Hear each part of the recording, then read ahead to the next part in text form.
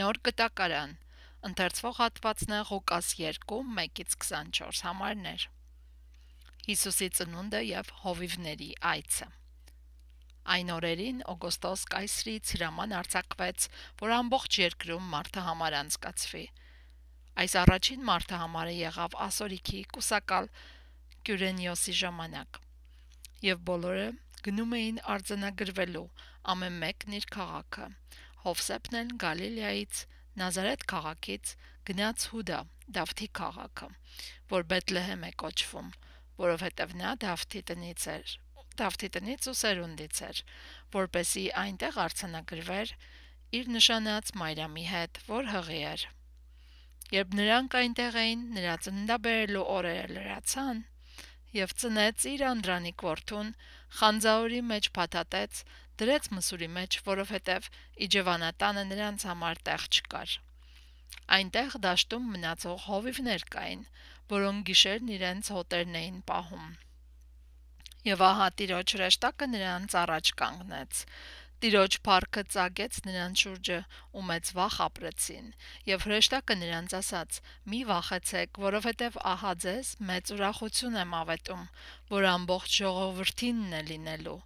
Այսօր Դավթի քաղաքում ձեզ համար փրկիչ ծնվեց, որ է Օծյալ Տերը։ Սա ձեզ համար նշան կլինի. մի երեխա կգտնեք խանձաորով փաթաթված ու մսուրի մեջ դրված»։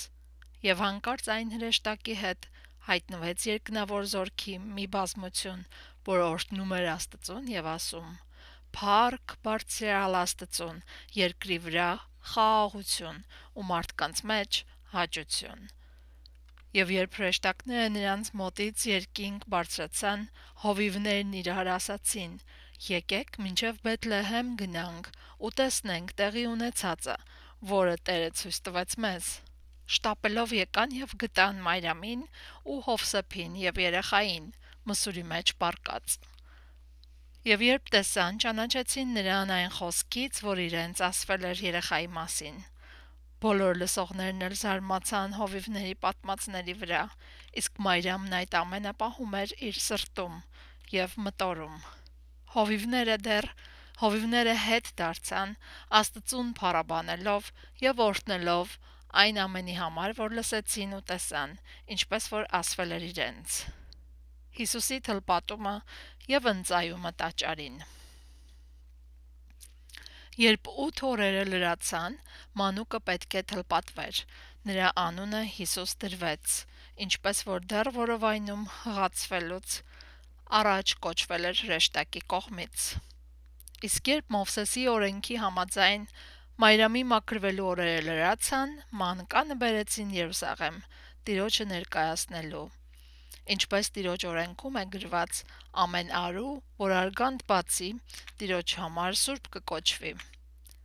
Եվ Տիրոջ օրենքում ասվածի համաձայն պետք է մի զույգ տատրակ կամ աղավնու 2 ձագ ընծա տալ։